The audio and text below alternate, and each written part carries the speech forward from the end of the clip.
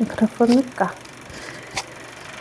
Նորից ողջույն, շնորհակալություն, որ վերադարձել եք մեզ նայելու։ Խոսում ենք միապետություններից եւ կառավարման համակարգերից եւ տենդենսներից։ Եվ հիշեցնեմ, որ մենք միշտ ենք խոսում տենդենսներից ու վեկտորներից, թե ինչ է կատարվում մեր հանրապետությունում, մասնավորապես եւ աշխարհում ընդհանրապես։ Սաթենիկը մեզ խոստացավ, որ այսօր խոսելու ենք ավելի դաժան բաներից եւ դաժան հարցերը ես կտամ։ Ցավոք միապետությունները իրենց այդ անուշիկ արտահայտմամբ այդպես մեծ պահանջարկ չունեն այսօր եւ մի քիչ հնացած, հնաոճ են համարվում, համենայն դեպս ոչ արդիական։ Ու մյուս կողմից տեսնում ենք, որ ժողովրդավարական, հանրապետական մոդելները, այն մոդելները, որոնց վրա մենք մեծացել ենք, մեզ ասել են, որ դրանք այս պահին մարդկության համար գոյություն ունեցող լավագույն մոդելներն են, դրանք էլ են կորցնում իրենց արդիականությունը, կորցնում են վստահությունը, հավատը, ու գալիս է փոխարինելու ինչ-որ մի ուրիշ բան, որը ոնց ավելի մեծ պահանջարկ ունի մեզնից երիտասարդների շրջանում, քանի որ ես շատ մարդ չեմ ճանաչում, իսկ երիտասարդ իսկ դու իրենց հետ շատ ես շփվում։ Խնդրեմ պատմես ինչի մասին է խոսքը։ Շնորհակալություն, Ժասպին, մեզ երիտասարդ չհամարելու համար, նաև խնդրեմ։ Չէ, ճիշտ ես անում, որ չես համարում։ Իրականում, հա, Եվրոպայից սկսենք, բայց այդ տենդենսը մենակ Եվրոպայում չի նկատվում, առնվազն Լատինական Ամերիկայում եւ նաև Հյուսիսային Ամերիկայում կան հետազոտություններ, որոնք այդ տենդենսների մասին մեզ տեղեկություն են տալիս։ Եվրոպայում հատկապես հասարակության մոտ զգալի աճ է նկատվում դեպի ավելի ավտորիտար ռեժիմների նկատմամբ վստահելիություն կամ նախընտրելիություն, այսպես ասած, երբ որ հարց է բարձրացում որն է ձեզ համար նախընտրելի ռեժիմը, ակնհայտ տենդենս է նկատվում, որ այդ իշխանության թևերի բաժանումը, հա, այդ քառաթև, եթե ԶԼՄ-ներն էլ հաշվենք որպես իշխանության թև կառավարումը, այդքան էլ բարձր իմիջ, հա, ռեյտինգ չունի շատ-շատերի մոտ, հատկապես երիտասարդների տենդենսը աճող է։ Հիմա խնդիր կայանում է նրանում, որ երբ որ իրանք ասում են ավելի տենց ավտորիտար ինչ-որ բան, ավելի գրավիչ է թվում,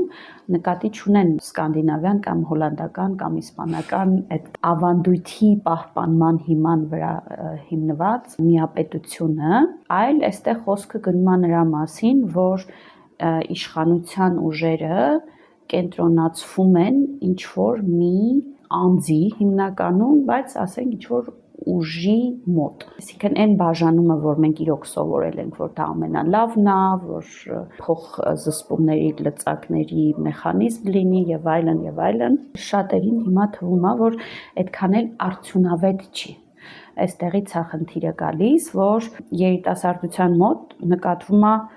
հոգնածություն, դրան տենց են ասում, հա, այդ տերմինին, հոգնածություն քաղաքականությունից,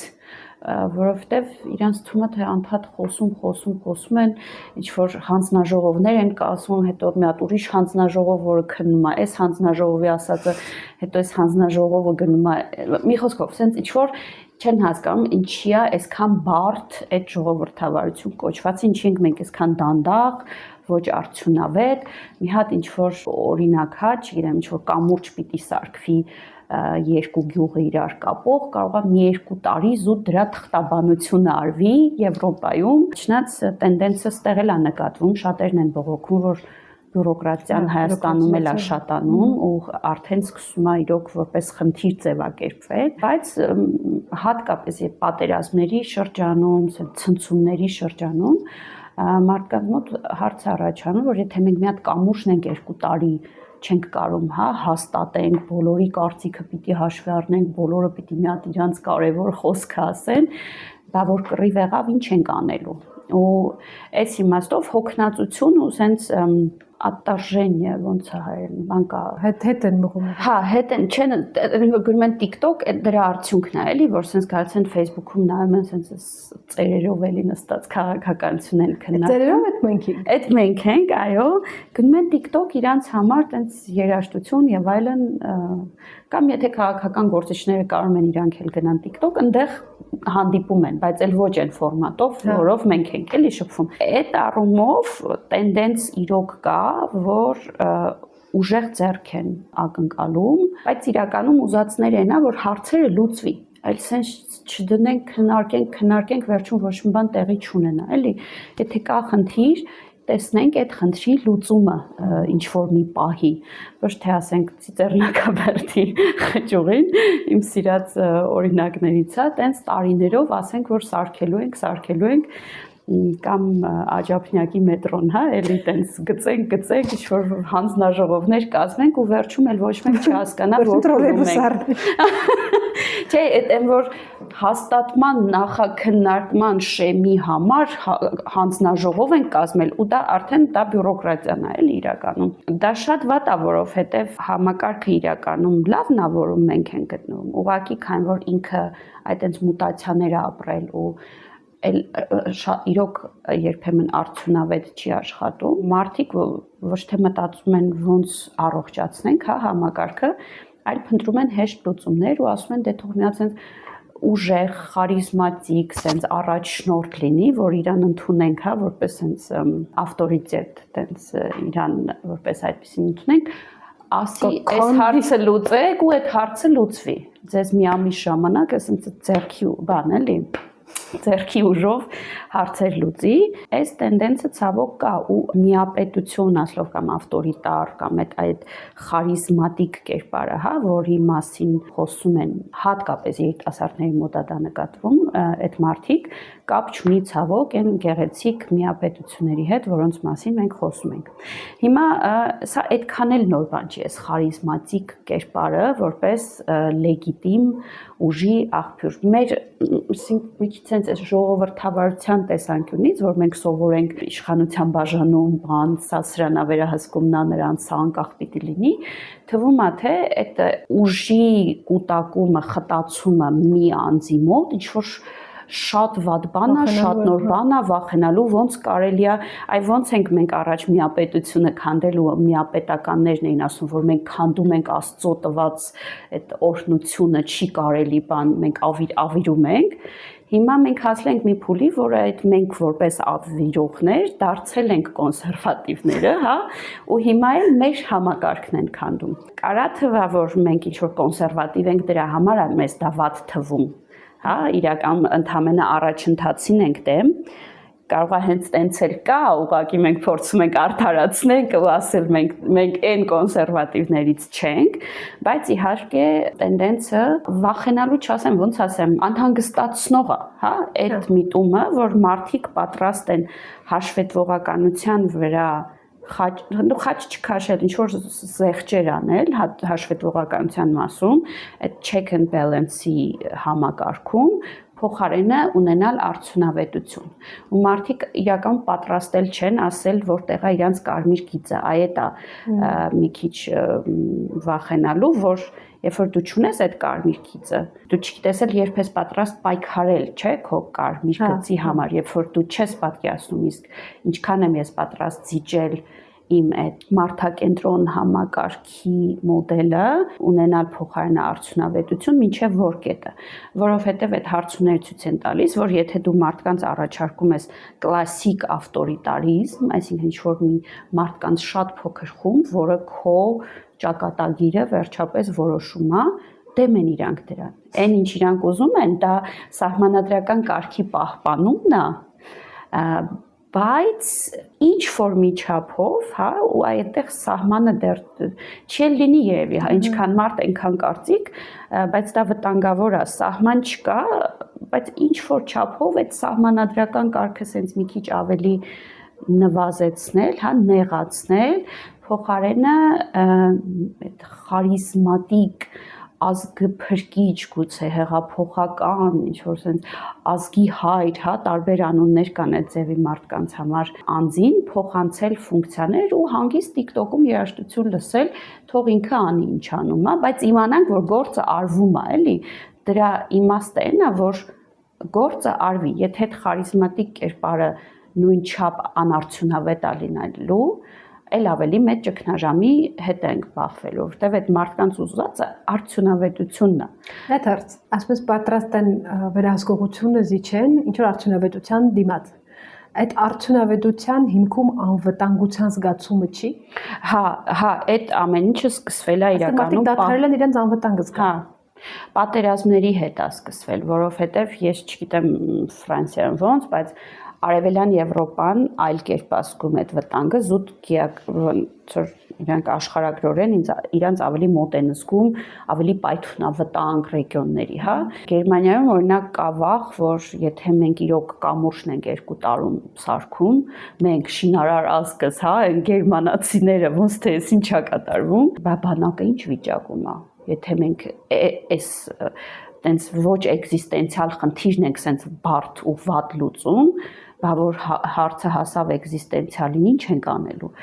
Հա, միանշանակ դրանից էլ եկել, բայց նույնիսկ եթե կռիվը չլիներ, Եվրոպայում մի 20 տարի կլինի արդեն այդ հենց թեկուզ ԵՄ-ի ինստիտուտի հետ կապված քննարկումներ կան, թե արդյոք չենք հասել բյուրոկրատիայի մի մակարդակի, որ մենք կարգավորում ենք կարգավորումները, էլի, որ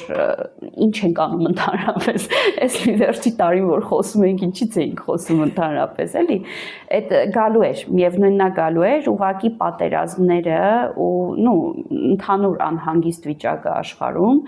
ոնց որ սրեց իրավիճակը այդ թեմայով վտանգավոր է, բայց նորից մենք մի քիչ կոնսերվատիվ ենք դրան նայում, մենք հասելով ժողովրդավարությունը սիրող ու որպես լավագույն կառավարման ռեժիմ համարող մարդիկս, որոնք երևի մեծամասնությունն են դեռ կազմում աշխարհում, չգիտեմ, բայց դրա մասին իրոք վաղուց են խոսացել, դեռ Վեբերի լեգիտիմության տեսության մեջ կա, որ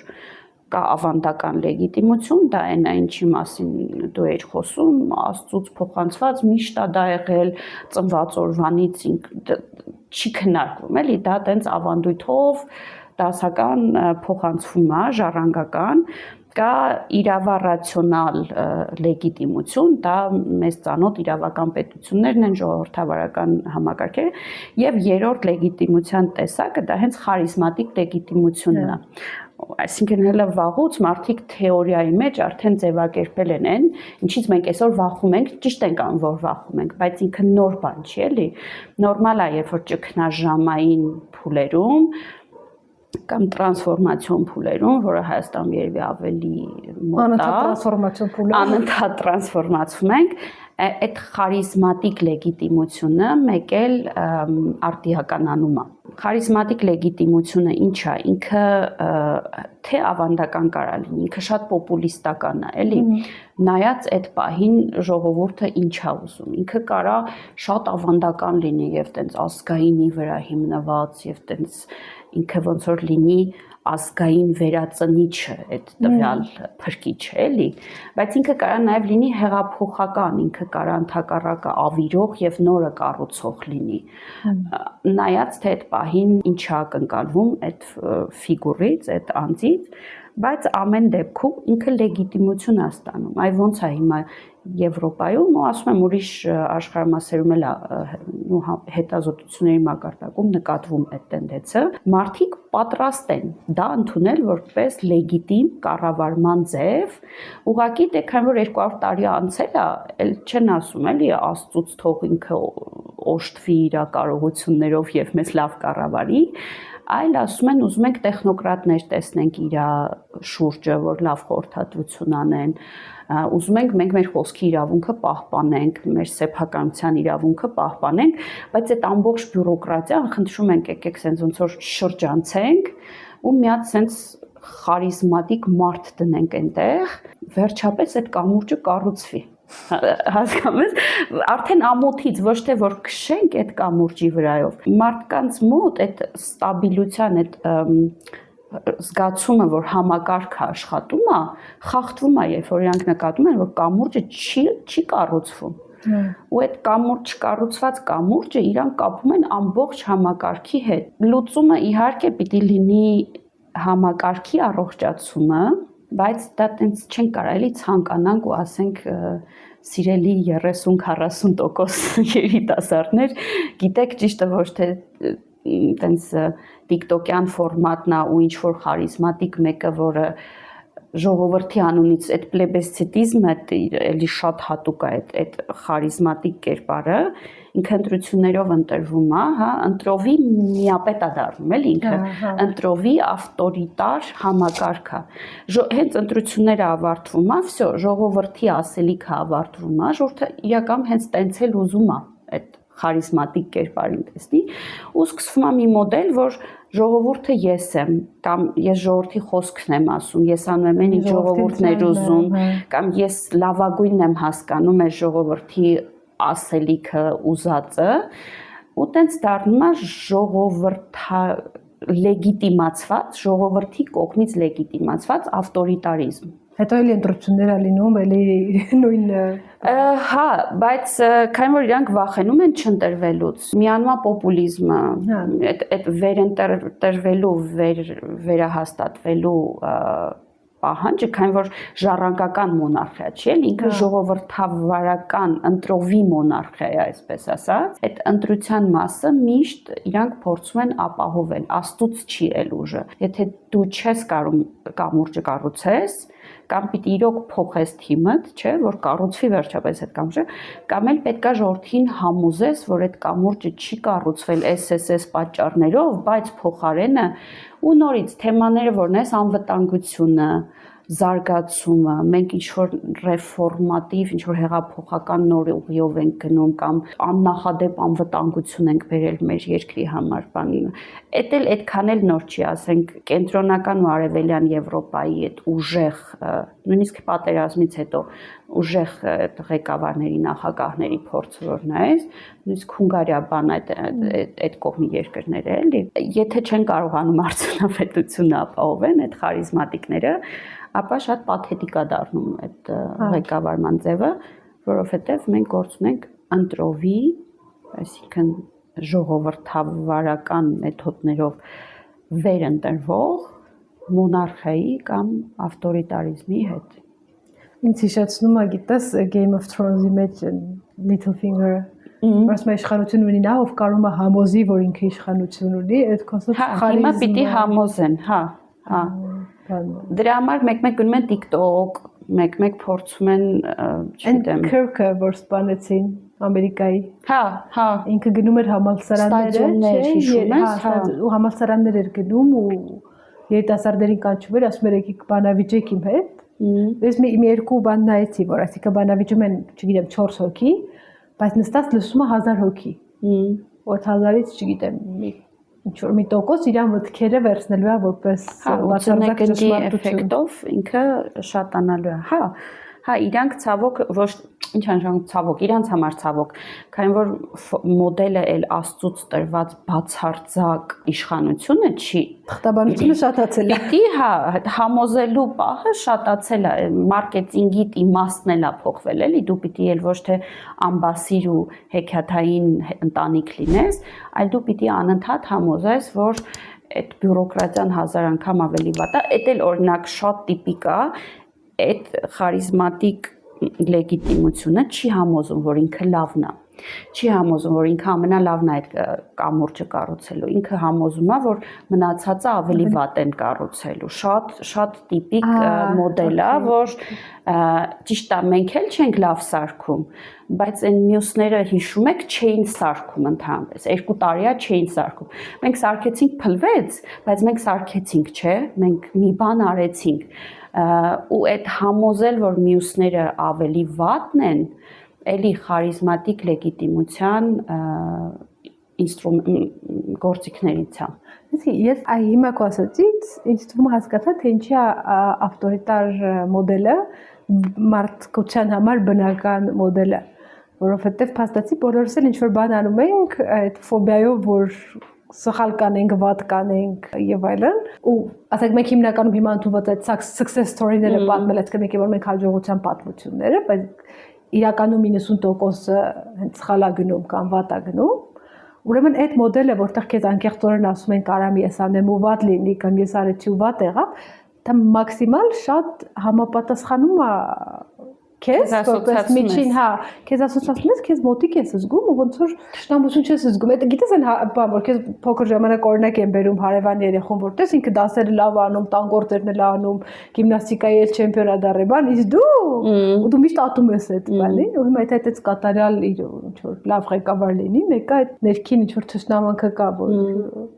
իսկ այդ մոդելը, որ սխալականության, մարդկայնականության վրա է հիմնված, ինքը հագին ու հասկանալի է, թե ինչի մարդիկ կձգտեն դրան։ Հասկանալի է, մինչև քեզ է հասնում ուղիղ, գուցե կյանքիդ իրավունքին է հասնում, նո հարազատներիդ էլ եւ այլն։ Ինքը միշտ չի վատ, բայց իր վատ կողմից մեկն է, որ ինքը միշտ այդ անձի հետ է կապված։ Կա այդ անձը, կա այդ լեգիտիմությունը։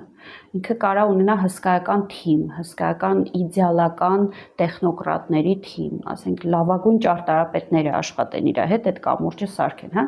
բայց հենց այդ անձը, եթե միապետից ենք խոսում, ասենք ծերանում է,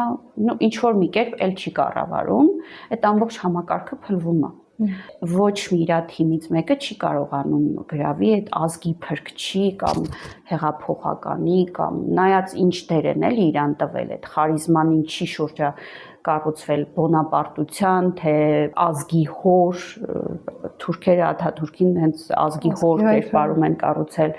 Դեգոլին բոնապարտության այդ կերպար, ինքը հենց իրան տենց է կառուցել, բայց դրանք շատ անձնակենտրոն համակարգեր են, էլի, ինստիտուտներ չեն, բայց մարդկանց ուզածը հենց այդ է, իրանք լեգիտիմություն են տալի խարիզմատիկ մեկին ու ասում են այդ ինստիտուտները ինչ-որ շատ բարդ են մեզ թվում, ինչ-որ չենք հասկանում։ Ինստիտուտները շատ մեղավոր են դրանում, որովհետև մենք իրոք ասենք հասել ենք նրան, շատ աբսուրդ հաղորդումներ կան Եվրոմիության մասին կամ Գերմանիայի մասին էլ կան բյուրոկրատիայի մի մակարդակի, sense նայում ես ու ասում ես չի կարա sense բան լինի։ Չենք կարա մենք այսքան դեբիլացած լինենք, որ այս թղթաբանությունը մեզ նենց ուտի, որ այդ big picture-ը չտեսնենք, հա, ինչ որ խորացել ենք այնց ցեպոչկայի մեջ շղթաների օղակների վրա, որոնք ոչ մի կերպ մեզ առաջ չեն տանում։ Այն ոնց էր որ գնացքի գծերն է, ինչ որ մեկը պետք է գաբան բարձրաց մի պատմի խայտարակ կլինեն, բայց հա Եվրոմիությունում այնց բաներ կա բյուրոկրատիայի հետ կապված, էլի, ու նորմալ է որ մարդիկ ինչ որ պահի էլ չեն էլ հասկանում ինչա կատարվում, ու ասում են հենա այն մարդը հասկանալի է խոսում, մեր խնդիրների մասին է խոսում, մեր պես է խոսում, պարզ է խոսում, հա, ու լուծումներ է առաջարկում, պարզ, հասկանալի լուծումներ է առաջարկում, այդ արդյունավետությունն է գրավում, էլի, ու դրա դիմաց մարդիկ պատրաստ են հրաժարվել արժեքներից, որոնք շատերին մինչև հիմա բացարձակ էին թվում, ինչ որ չափով հրաժարվել իհարկե, բայց հա ունենք այդ իրավիճակը, ուղղակի խնդիրը նրանում է, որ արդյունավետությունը միշտ չի ապահովում, որի դիմաց դու զիջում ես իրավունքներ։ Դրանից հետո դու ընկնում ես մի շղթայի մեջ, որտեղ քեզ համոզում են, որ սա արդյունավետության մաքսիմումն է, որ կարայինք ստանայինք, ու դրանով դու մի կողմից քանդում ես քո ինստիտուցիոնալ հիմքը, հա,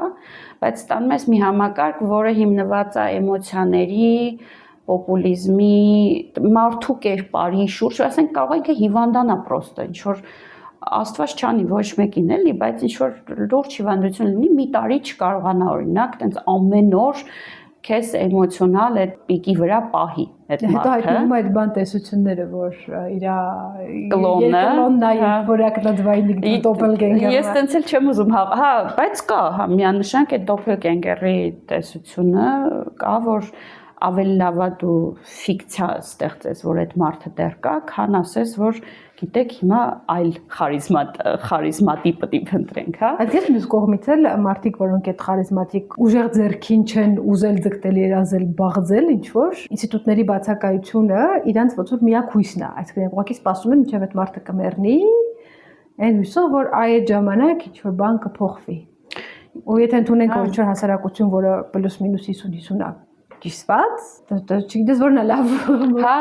շատ բարդ է, ինքը նորա գիտես, ասենք խարիզմատիկ ղեկավարի կերպարը նոր չի, ոչ գիտության մեջ, ոչ տեսության մեջ, ոչ փորձի մեջ, բայց այս պոպուլիզմի այս մակարդակը mass մեդիան, հա,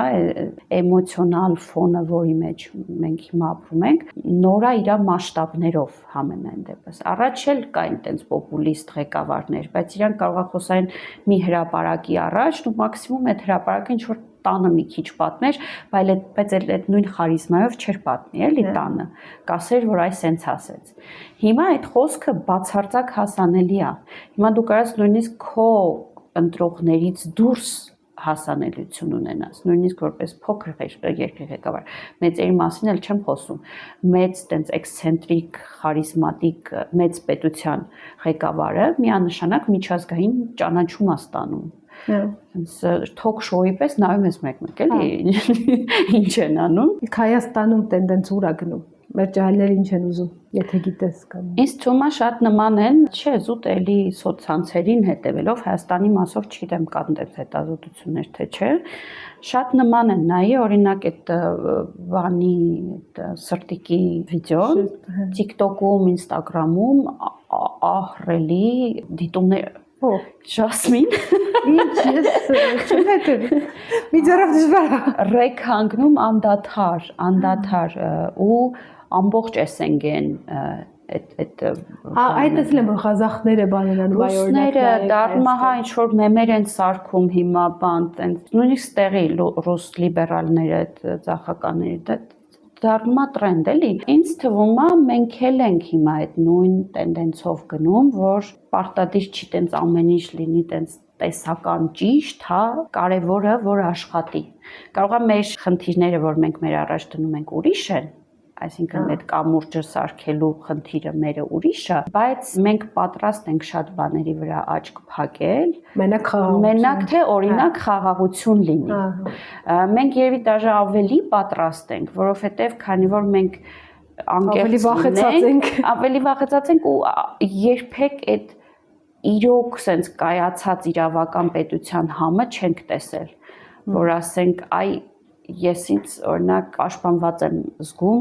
գիտեմ որ կարամ գնամ դատարան, գիտեմ որ կարամ այս ինչին դիպեմ։ Վերջի վարիանտ հաջորդ ընտրություններին ամեն ինչ կանենք, որ իրանք չընտրվեն։ Ինչ որ դու վերահսկողություն ես զգում, էլի քո համակարգի նկատմամբ, մենք չենք ապրել Հայաստանում տենց որ իրոք մեծամասնությունը ասի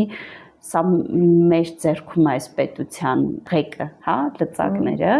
դրա համար հրաժարվել մի բանից, որի համը դու հələ տենց ամբողջությամբ չես տեսել, նույնիսկ ինձ թվում է ավելի հեշտ է, քան երկրներում, որոնք դրա մեջ ապրում են, բայց այնտեղ էլ վախերն են ուրիշ մակարդակում, էլի, իրանք էլ չգիտեն ոնց է առանց դրա ապրել, իրանց համար էլ դա այնքան բնական է, որ չեն օրինակ եվրոպացի շատ երիտասարդներ չեն պատկերացնում, որ դրա հետևանքով կարող է գա մի իրավիճակ, որ քո խոսքի ազատությունը մեկ էլ տենց բացարձակ չլինի, էլի։ Ծնվել են մարդիկ դրա մեջ մեծացել են, դրա մեջ ապրել են։ Դե հա, իսկ վել ես նկատում։ Չեն պատկերացնում, ոնց թե բա եթե գործատուն խախտի իմ իրավունքները, բա ես չկարողանամ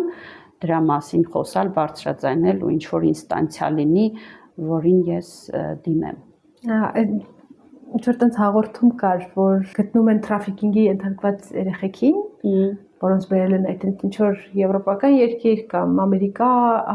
ու շահագործում են ու ոստիկանությունը, չգիտեմ, հատուկ ծառայությունները գտնում են ու դա երեխեքին պետքա հետ ուղարկեն իրենց ընտանիքներից ու երեխեք կա, որ լացում են, ասում են մեզ հետ մի ուղարկեք, որտեղ մեր ընտանիքներն են մեզ վաճառել այդ թրաֆիկինգով զբաղվում են, նորից կվաճառեն ավելի վատ տեղ, ավելի լավ մենք մնանք ստեղ։ Ու այդ մարդիկ, որ չեն պատկերացնում, չեն վախեցած չեն, ի բնե այսպես ասած, հենց չէ, տենց ոնց կարող լինի քո ծնողները քեզ կպաշտ, եթե չի սոցիալական ծառայությունները քեզ կպաշտպանեն։ Լավ, այսպեսի հարց։ Քո ասածով էլ ստացվում է, ինչից սկսեցինք այս խոսակցությունը, որ ավտորիտարիզմը կառավարման բնական ձևն է։ Նու մարդկությանը, մարդկային տեսակին ամենահատուկ ձևն է։ Բայց նաև գիտենք, որ ոնց որ բնականը չի նշանակում ամենալավը կամ ամենաօպտիմալը, որովհետև մարդկության բնակության բնական ձևը ինչ-որ քարանձավներում էր, բայց հիմա մենք քարանձավներում չենք ու ոչինչ։ Ոչինչ չի բողոքել, տակա։ Տակա առնվազն եւ առնվազն մեզ չեն ուտում։ Ինչը շատ հաճելի է։ Հիմա նույն կերպ ավտորիտարիզմը հենց այդ ձևն է, որով մենք որպես մարդկություն հնարավորինս շատ անգամ անցել ենք բոլոր երկրներում, բոլոր կրոնների հետևորդները, բոլոր քաղաքակրթությունների ժամանակ, ինչ որ չգիտեմ, եգիպտական բուրգերի սարքելու ժամանակներից մինչև այսօր, անընդհատ այդ ցիկլը կրկնվում, այսինքն մենք անդադ վերադառնում ենք դրան, ինչ որ պահ, ինչ որ բանից հոգնում ենք, մտածում ենք, բայց կարող է սենց անենք, լավ լիներ։ Ու ես էլ չեմ հիշում դեպք, որ տենց են կարել լավ է եղել։ Հիմա ինչ ես կարծում, հաշվի առնելով այն բոլոր խոշոր փոփոխությունները, որ մարդկությանը տեղի ունեցել այս ընթացքում, այդ թվում արհեստական բանականությունը, այդ թվում աննախադեպ հասանելիությունը ինֆորմացիայի, այդ թվում աննախադեպ ներգրավվածությունը բոլոր շերտերի կառավարման որոշումների եւ այլնի մեջ։ Ինչքանով է հավանական, որ այս անգամ այդ շրջանը հոգուտ մեզ կլինի, որովհետեւ իմ իմացած պատմության մեջ ամեն անգամ այդ շրջանները մի քայլ հետ են գցել պատմությունը, հետո նորից ստիպված քերելով ոնց որ ծար բարձանաս, հետո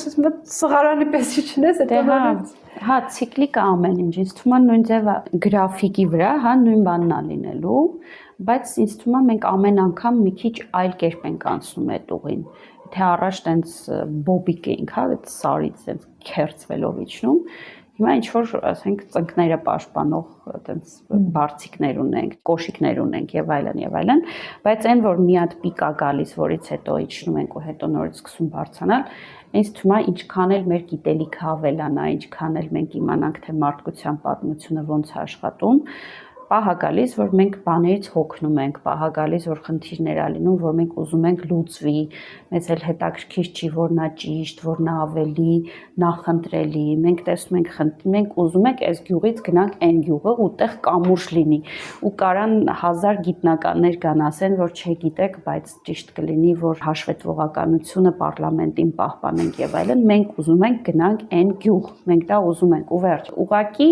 ճանապարհը կարող մի քիչ ավելի փափուկ լինի, որով մենք անցնում ենք։ Ինձ թվում է նորմալ է այդպես տրանսֆորմացիոն փուլերում 30 տարին շատ մեծ փուլ չի էլի Հայաստանի համար անկախության։ Մեզ թվում է մեր ամբողջ կյանքն է, դա շատ է թվում, բայց տրանսֆորմացիա ապրելու համար ինքը տենց շատ մեծ փուլ չի։ Այնպես որ նորմալ է, որ ինչ մենք հիշում ենք Հայաստանի Հանրապետությունում, մենք ինչ-որ տրանսֆորմացվում ենք, այդ փուլում խարիզմատիկ լեգիտիմությունը նորմալ է ու հաստատ կլինեն մարդիկ, որ նույնիսկ կասեն ամենաանվտանգներից է տենց բանի միջով անցնելու, հա, դե քանի որ դու դեռ չունես տենց ինստիտուցիոնալ պատմություն ժողովրդավարության, էլի, կարաս շատ ավելի ցնցումային անցնես այդ տրանսֆորմացիոն փուլը։ Բայց եթե ինստիտուտները չի սարքվում, իսկ այդ խարիզմատիկ լիդերները ստացվում է, որ իրենք հազվադեպ են գալիս ինստիտուտներ սարքելու։ Դա չի սարքվում, որտեղից պիտի ունենաս։ Պարտադիր չի տենց կան, գիտես, այ մենք Իսպանիայի օրինակից խոսացինք, այդ Խուան Կարլոսը, որ 1975 թվականին որպես միապետ եկավ, ինքը ինստիտուտների սահմանադրական կարգի հաստատման ջատագով էր, ինքը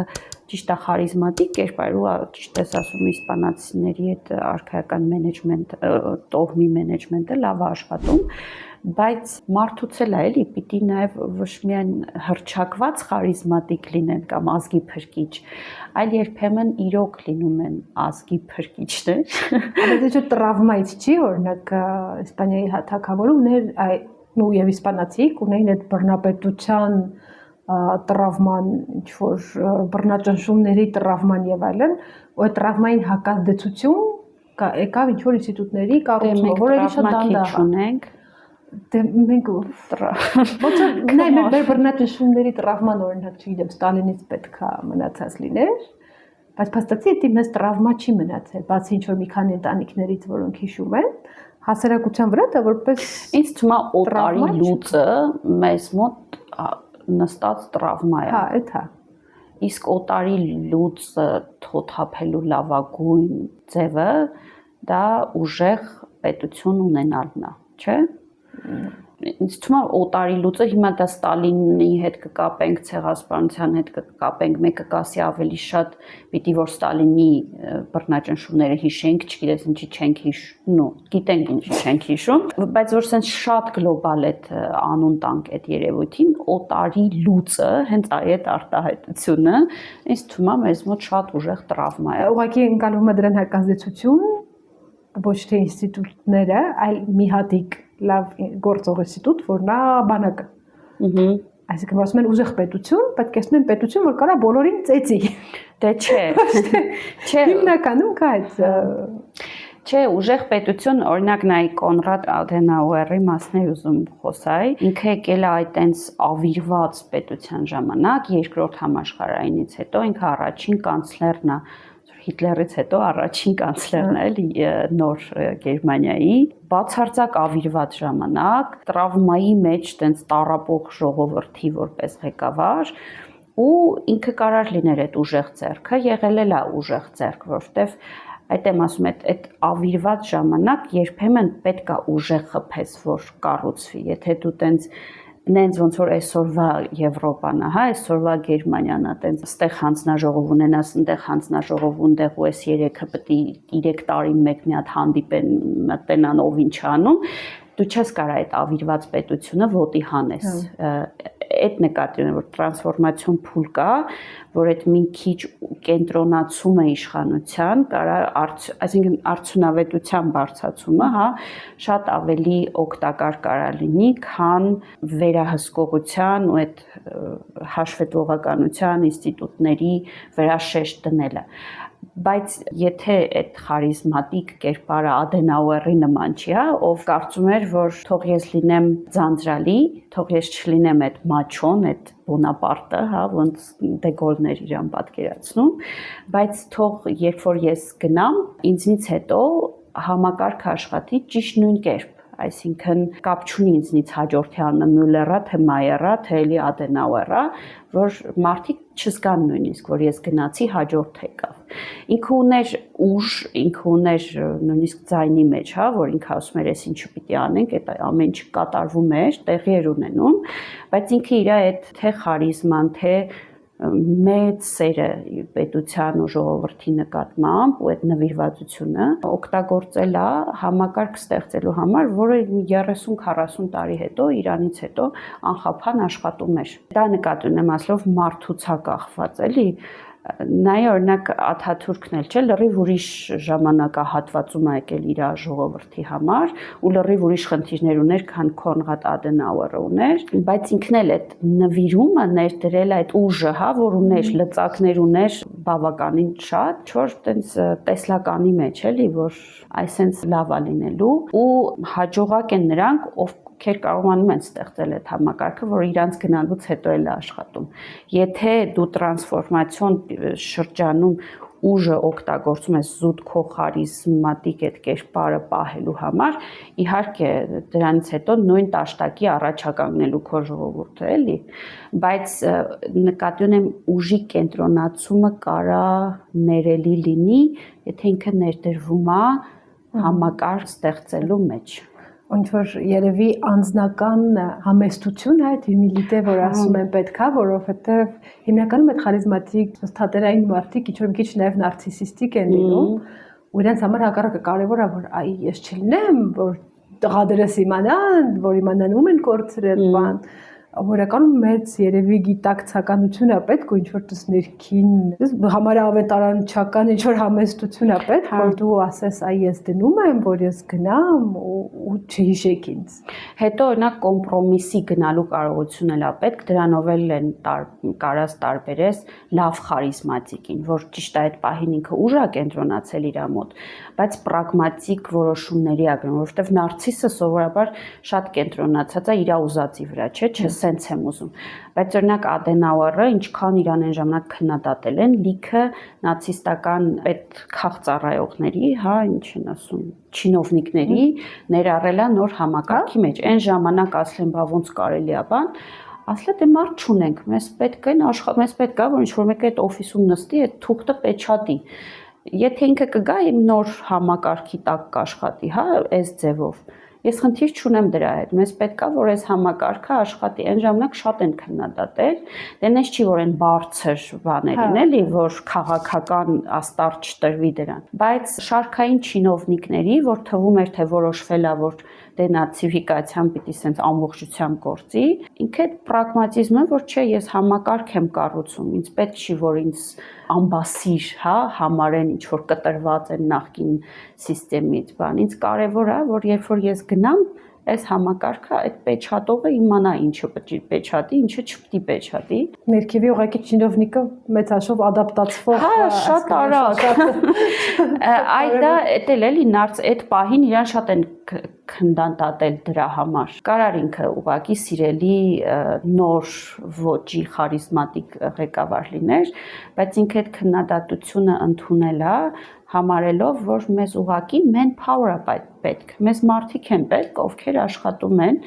մենք չենք կարող տենց այդ պատերազմից հետո հսկայական չինովնիկական դաս ստանանք մեկ էլ, ինչ անենք,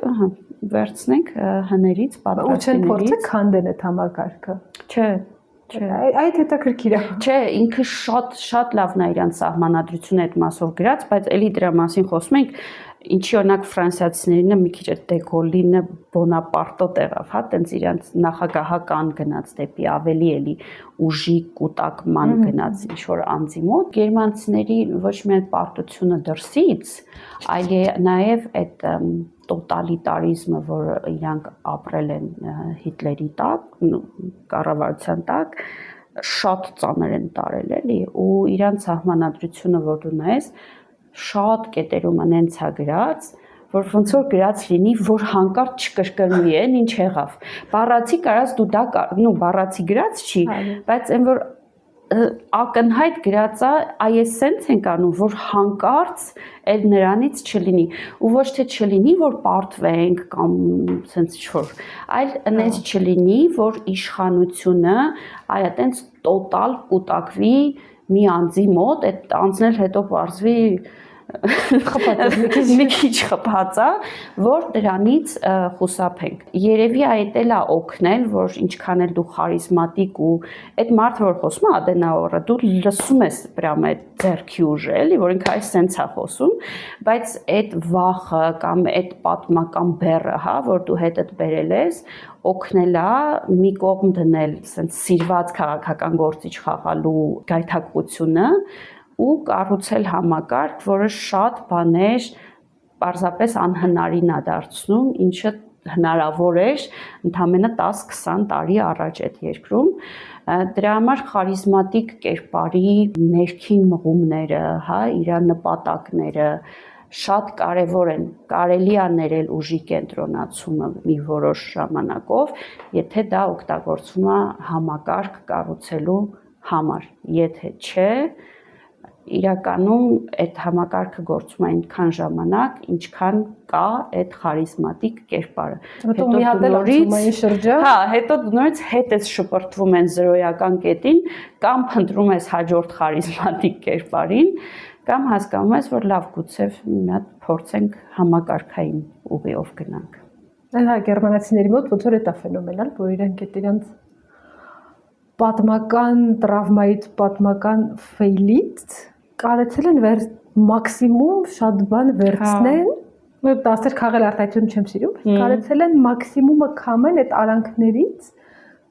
ու ես չեմ շուտ որ ուրիշ երկիր որ տենց արած լինի։ Շատ հաճախ Ճապոնիայի օրինակ եմ բերում, բայց ես չեմ տեսել Ճապոնիան, Ճապոնիան ուղղակի ինչ որ բան է, ամերիկական ալիքի վրա, հա։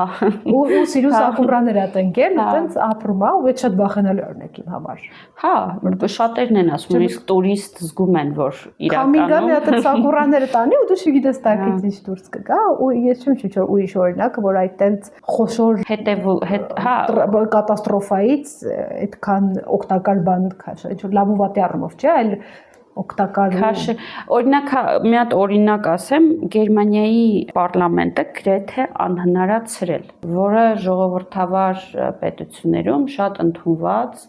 չի որ ամեն օր դա կարա տեղի ունենա, բայց կոնկրետ process-ներ կան, որ երբ որ դու իշխանության անվստահություն ես հայտնում ու հետո ընտրություններ տեղի չի ունենում եւ այլը չի կայանում, հա, նոր ընտրություն, հնարավոր ելք է, որ պարլամենտը ցրվի, նոր ընտրություններ կազմակերպվի։ Գերմանիայում դա հնարավոր չի։ Ու նույնիսկ եթե դու սկսում ես դրա մասին խոսալ, դու տեսնում ես այդ մարդկանց աչքերում այդ բանը, որ բայց մեզ դա ինչներիս է պետք։ Ցրված պարլամենտը նշանակում է տոտալ իշխանության կուտակում ինչ-որ մի մարդու մոտ, ու այդ մի մարդուց մենք ունեցել ենք, ու նայն դանքը, որ պետք չի մեզ դա։ Այտենց շատ բաներ կա սիստեմի մեջ դրած, որ եթե այդ խարիզմատիկ կերպարը ով եկավ հենց պատերազմից հետո լիներ ուղղակի նարցիս, հա, ուղղակի վայելեր այդ ամեն ինչը ու ինքը ուներ այդ ուժեղ առաջնորդի կերպարը, չէր ստանա այն ինչ որ իրանք հիմա ունեն, բայց ինքը այտենց մի կողմա դրել իր կերպարը, հա, ոնց դու ես ասում, ու աշխատել համակարգի վրա։ Ներքին է երևի ավելի։ Երևի համեստություն, չգիտեմ դա ինչ է, չգիտեմ դա որ։ Ինձ թվում է, բայց նաև սեր դեպի պետությունդ ու ժողովուրդդ ավելի շատ, քան ինքդ քեզ քո նարցիսիզմն ես սիրում։ Կամ մտածում ես տենց մնաց պատմության մեջ։ Փաստացի Կոնրադ Ադենաուերի, չգիտեմ, հիմնադրամ կա, չէ՞, իրենք ինչ-որ ժողովրդավարության զարգացմամբ հենց զբաղված է քնեշվրտ մարդու անունը գնաց կորավ։ Իր բանը թողել է, էլի։ Շատ մեծ է թողել, շատ, նո դրսում կարող է ինքը ուղղակի հիմնադրամներից մեկն է, հա, մի քանի հայտնի գերմանական հիմնադրամ կա, բայց Գերմանիայի ներսում իր այդ արած գործը անգնահատելի է։ Ու դրա համար գուցե սկզբում սխալ հասկացվեց իմ ասածը, որ ներելի է խարիզմատիկ կերպարը տրանսֆորմացիոն փուլում ու այդ ուժի մի քիչ կուտակումը, բայց հատկապես եթե չես զգում, որ համակարգաստեղծ է այդ ուժի կուտակումը, մեզ ուրիշ ոչինչ չի մնում, քան խոսալ դրա մասին, անընդհատ վտանգների մասին բարձրաձայնել, անընդհատ պատմությունից օրինակներ բերել, թե դա ինչի կարա տանի, ինչ վատ հետևանքներ կարան, չես կարա խոսքի ազատությունը։ Դե հա, հետո նստել նայել, որ TikTok-ում սենց վիդեոն կարա, չգիտեմ, 2 միլիոն view ունենա, իսկ քեզ չեն լսում, բայց ուրիշ ոչինչ չի մնում իրականում անել, քան խոսքի միջոցով փորձել այդ ամեն ինչը տեղ հասցնել։ Այսօր այսքանը։ Միապետությունների, հանրապետությունների, ավտորիտարիզմների եւ կառավարման համակարգերի մասին մաղթում ենք ձեզ մեզ կայացած ինստիտուտներ։ Այո։ Եվ կհանդիպենք հաջորդ անգամ, ինչի մասին ենք խոսելու։ Բաժանորդագրվեք, սեղմեք հավանել, հետևեք մեր Facebook-ին, TikTok-ին, YouTube-ին եւ կտեսնեք հաջորդ անգամ ինչի մասին ենք խոսելու։ Stay tuned.